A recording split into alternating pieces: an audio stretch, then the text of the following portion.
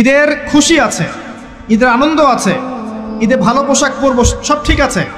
এই খুশি কাদের জন্যে? কদ আফলাহা মান তাযাক্কা ওয়া যাকারা ইসমা রাব্বিহি ফাসাল্লা।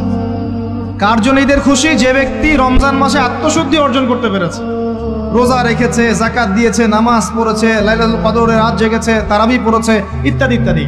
এই ব্যক্তি আত্মশুদ্ধি অর্জন করেছে, এই ব্যক্তির জন্য ঈদের খুশি।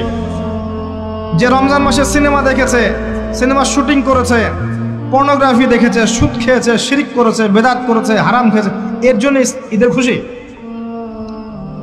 মানুষকে ঠকিয়েছে, ব্যবসায় মাল কম দিয়েছে, পণ্য মজুত করেছে, ইচ্ছা করে দ্রব্যের দাম বাড়িয়েছে, সরকারকে বিব্রত করেছে, জনগণকে দুর্ভিক্ষের দিকে ঠেলে দিয়েছে, এদের জন্য ঈদের খুশি? কখনো না। ঈদের খুশি তাদের জন্য যারা আত্মশুদ্ধি অর্জন করতে পেরেছে। আল্লাহ পাক বোঝার তৌফিক দান করুন, আমিন।